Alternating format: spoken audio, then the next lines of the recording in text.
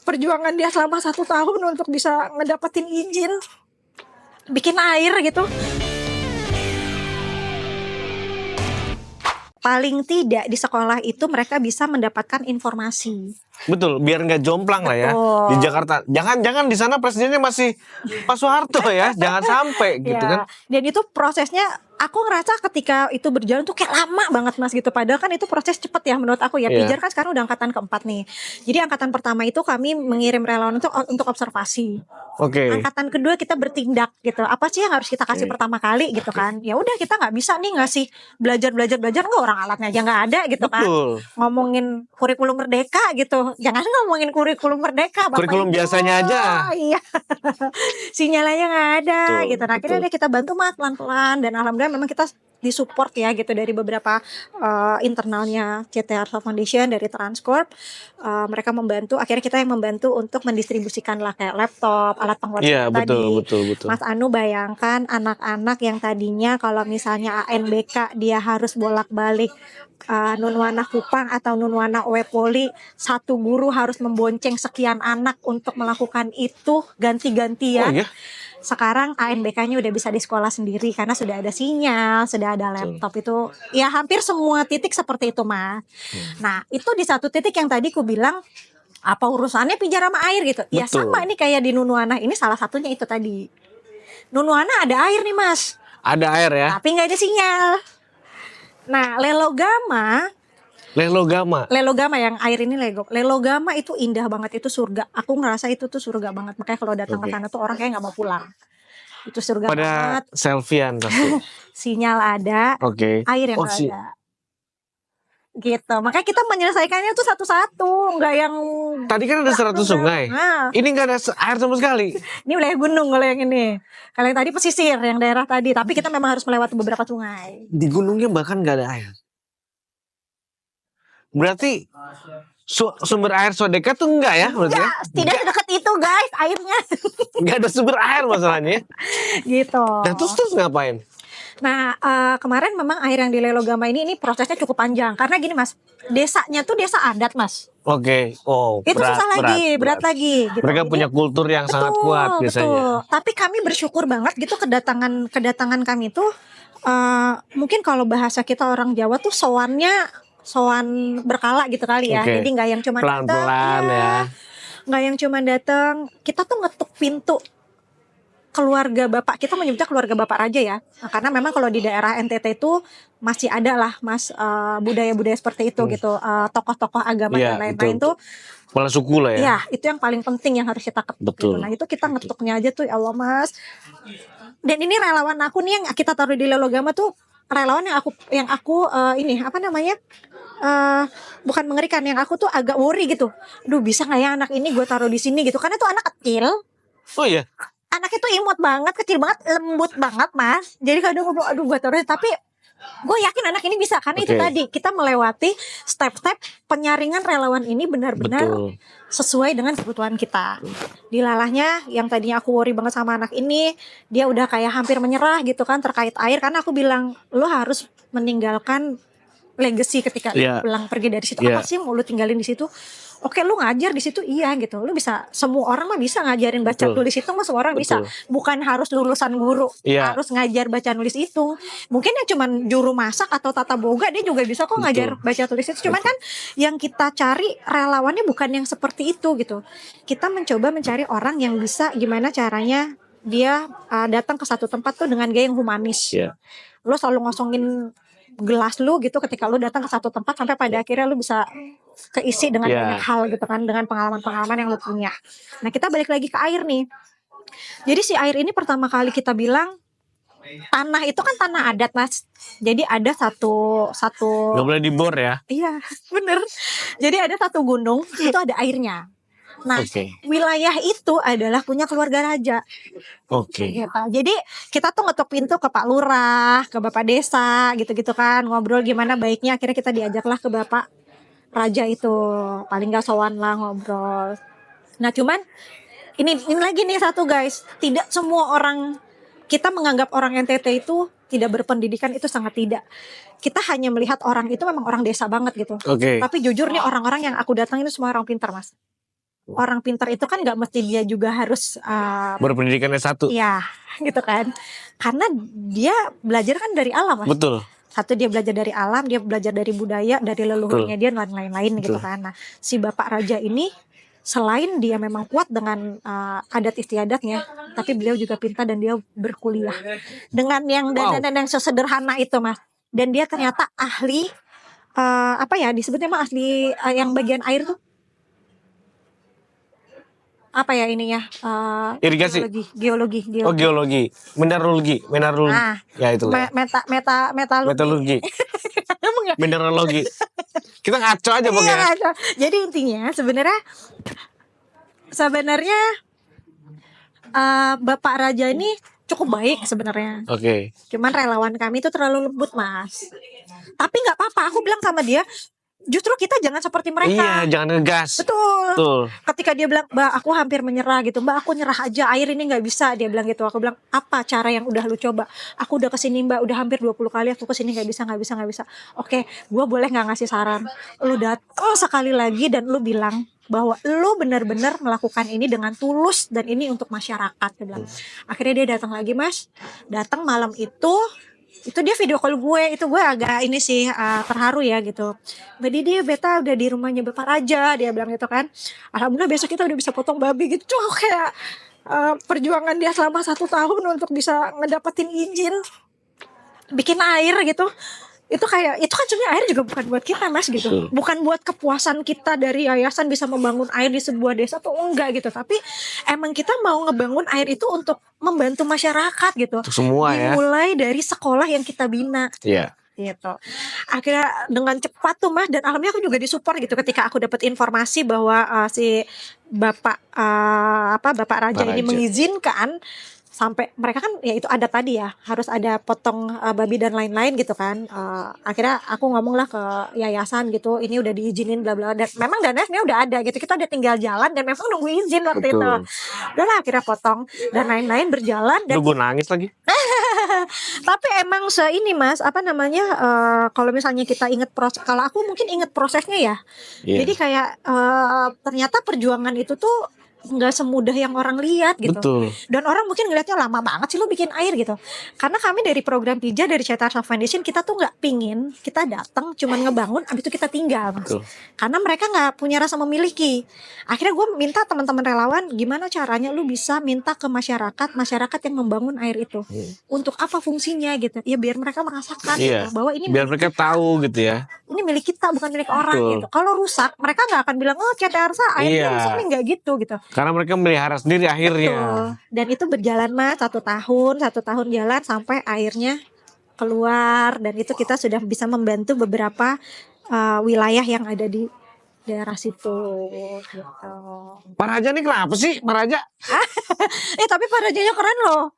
Ya tapi kok nggak boleh? Bukan nggak boleh Mas. Kalau menurut begini, dia sering kali, kalau yang aku dengar ya, dia sering kali didatengin sama orang dari lembaga yang bilangnya, oke, kita mau bantuin kalian ngebor air ini.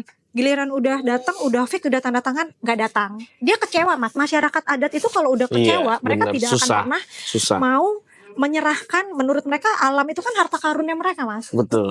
Itu surga, bukan surga, itu nafasnya mereka gitu. Betul. Mereka harus hidup dari alam. Mereka itu, berdampingan gitu kan. Banget soalnya dengan alam.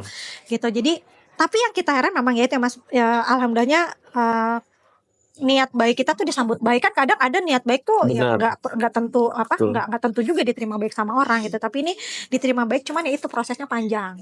Sampai aku nanya, Bapak, beta mau tanya, kita pakai ngomongnya tuh memang udah harus kayak warga lokal ya. Beta harus mau tanya, mewakili lah ya. Beta mau tanya Bapak kenapa kemarin terlalu sulit ditemui bla bla bla. Ya akhirnya dia cerita dia punya pengalaman yang semua orang itu sombong. Datang seolah-olah mereka orang kaya, mereka mau membantu kita bla bla bla bla bla gitu kan, tapi habis itu mereka hilang gitu kan. Terus kenapa Bapak akhirnya percaya sama kami gitu kan. Berawal dari CT Arsa datang membangun sekolah gitu. Tapi sebenarnya yang bikin beta pada akhirnya menerima tuh karena Ibu Siti. Jadi relawanku namanya Siti Nur Artina. Anak ini kecil tapi dia sangat teguh. gimana caranya dia bisa meluluhkan hati saya. Sebenarnya hati saya sudah luluh sudah lama gitu, tapi dia bisa meluluhkan hati keluarga saya. Wow. Karena kalau dari keluarga raja itu Mas, ketika izin, kalau satu orang nggak mengizinkan, nggak akan jadi gitu. Betul. Nah Ibu Siti bisa melakukan itu, Ibu Didi dia bilang gitu. Saya sebenarnya ahli di bidang tanah, pertanahan, saya ahli di bidang air gitu. Makanya saya selalu tanya sama Ibu Siti, kalau misalnya kamu mau melakukan air, apa yang dia bilang, gimana cara mengalirkan air dari sini ke desa. Iya. Itu si relawan aku Mas, sampai dia bilang, Mbak ini aku udah gak, dia tuh nggak sanggupnya cuman karena itu dia ditantangin itu. Mbak ini posisinya soalnya mata airnya di sini, desa kita tuh agak lebih tinggi gitu kan. Jadi gimana? Wah, akhirnya dia nyari. Udah akhirnya aku tuh cuman bantu. Oke, di sana ada dosen bagian ini, bisa ngobrol sama dia. Wait. Ini benar. Oke. Ada sumber air, ada tempat. Lalu anak pijarin ditanya nih. Oke, ini sumber air di bawah, ya kan? Desa lu di atas. Cara naikinnya gimana? Iya. Itu bukan pijar yang jawab ya? Itu mereka yang jawab ya? Mereka tuh maksudnya keluarga rajanya. Si relawan ini ya? Relawan yang jawab. Mereka harus tahu atau mereka belajar dulu? Riset Mas. Sampai ya itu karena habis selesai Bapak Beta minta waktu, saya harus coba cek dulu seperti apa kondisinya. Itu dia nelfon saya si relawan itu. Kita kaji bersama bareng-bareng yang anak-anak yang ngerti terkait ini. Kita ke kampus waktu itu minta tolong Tin, coba lo kontak orang yang kenal kayak gitu, gimana caranya. Ketemu Mas. Begitu Tina ini bisa menjawab gitu ke Bapak Raja, akhirnya di approve gitu. Walaupun Tina merasa bahwa apa yang dia dapat itu ilmunya tuh nggak sekeren itu gitu, ternyata si Bapak Raja itu sebenarnya ahli tanah sebenarnya gitu. Ngetes aja. Iya, nah itu yang tadi aku bilang, pada akhirnya kenapa kita saling belajar. Pada akhirnya ya kita ternyata belajar juga sama masyarakat di sana gitu. Dan mereka juga nggak bodoh-bodoh ya. Maksudnya bodoh Mas. Kita mesti ngilangin stigma bahwa saudara-saudara kita yang di pedalaman itu nggak tahu apa-apa gitu. Betul. Mungkin kalau kita sama-sama ke hutan gitu ya, dengan knowledge kita dan knowledge mereka, mungkin kita yang mati. Kita gitu. yang tersesat. Iya, mungkin kita yang kacau duluan gitu kan. Betul. Karena knowledge-nya beda. Pintar itu bukan masalah akreditasi kalian udah di level mana gitu. Tapi ya lu bisa survive sampai hari ini aja udah pintar. Iya, betul. Dan aku selalu nyampein ke teman-teman relawan tuh ya, kita tuh semua murid semua guru gitu. Lo bisa saja suatu saat bisa menjadi seorang murid gitu, tapi lo bisa menjadi seorang guru juga. Nah, ini yang menarik adalah berarti kan ketika misalnya gue adalah relawan nih gitu ya, ditanya nih cara nampung air hujan gimana gitu kan, artinya gue pijar harus punya ekosistem ya, artinya teman-teman yang dibalik layar semua, gitu, pihak-pihak yang dibalik layar gitu ya. Siapa aja sih yang bantuin pijar kayak dari mulai pelatihan? Pasti ada pelatihannya kan? Ada. Gue pernah lihat tuh pakai baju tentara mereka. Nah, ini pasti ada pelatihannya. Ya, terus adakah dosen-dosen yang siap membantu gitu, itu gimana? Ada banget Mas. Jadi di saat awal perekrutan itu kita sudah bekerja sama nih. Oke. Kerja sama, ya aku biasanya tergantung kebutuhan. Setiap tahun itu pasti pelatihannya tuh bertambah. Bukan berkurang ya, bertambah gitu kebutuhannya. Karena itu materinya ditambahin ya. Materinya ditambahin karena relawan itu nggak cuma ngajar, tadi yang aku sampaikan kan. Kita tuh ada 3 yang kita fokuskan di Pijar itu, pendidikan, kesehatan, dan pendampingan masyarakat.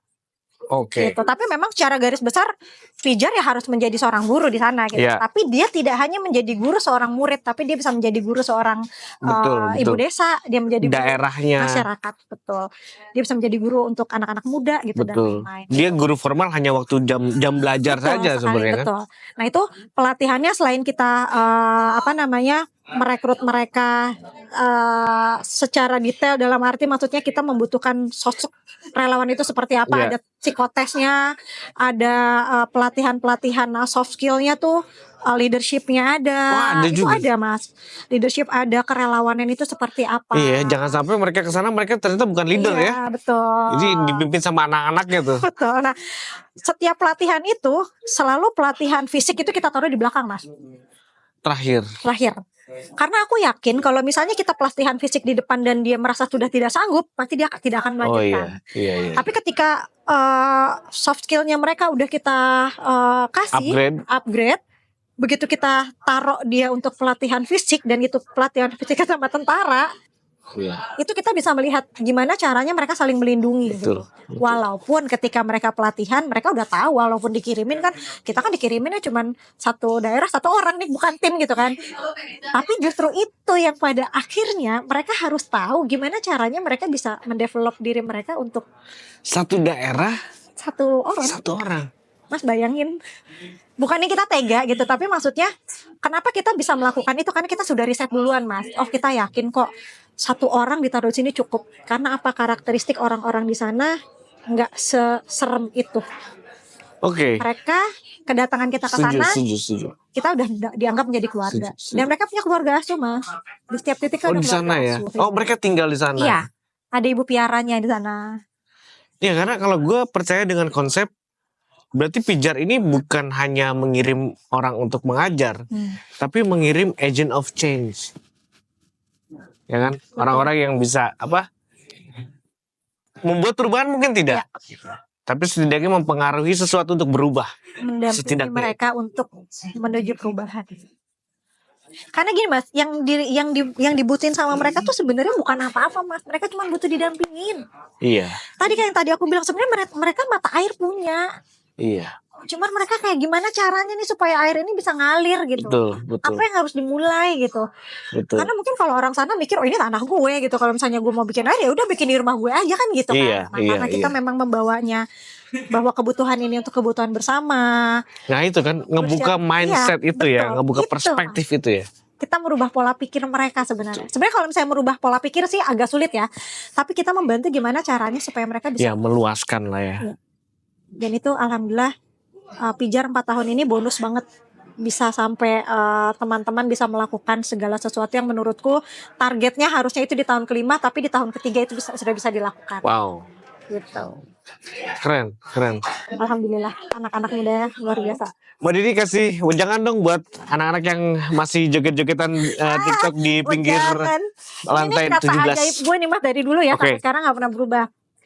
Sorry ada 2 Deng. Oke. 16 juga gak apa-apa. Yang pertama, karena gue suka daerah pelosok ya, jadi gue selalu bilang sama anak-anak yang kalau galau patah hati gitu kayak Azhar gitu, gue selalu bilang apa ya kalimatnya Azhar, gue lupa Azhar. Waduh, Kalau- mana lagi? Kalau Indonesia lebih kece dari dia, buat apa galau gitu. Iya dong, iya gak? Kalau Iyalah. Indonesia lebih kece dari gebetan, lu ngapain galau gitu? Lu pergi aja ke sono gitu. Betul. Karena itu pengalaman pribadi Betul. gitu, saya ke sana. Lalu yang kedua nih buat teman-teman anak-anak muda, kan kadang kita kalau misalnya ke daerah ada yang gelian gitu ya Mas ya, ke daerah pelosok Iya, ada iya. ini gitu, Apa, geli-geli gitu. Takut apa?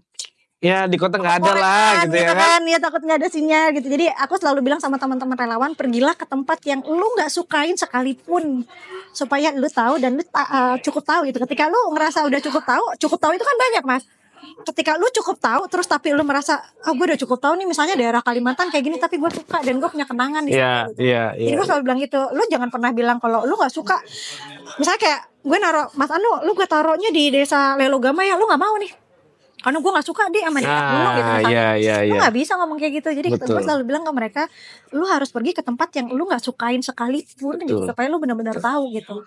Iya dan biar kita sadar bahwa inilah Indonesia gitu. Jelek bagusnya ini tuh negara kita gitu, Betul. bukan negara orang lain gitu. Oh ya Mas. Ya benar. Gue tambahin dikit, kalau teman-teman usianya udah 25-30 tahun dan selama ini masih ngerasa sakit, masih ngerasa ada yang kurang, mungkin yang Anda kurang makan adalah bukan makanan fisik, tapi food for your soul. Dan Pijar ini adalah food for your soul. Thank you guys sudah bareng sama kita ketemu lagi lain kali. Thank you Mbak Didi. Thank you Mas Anu, terima kasih banyak. Luar biasa. Luar biasa.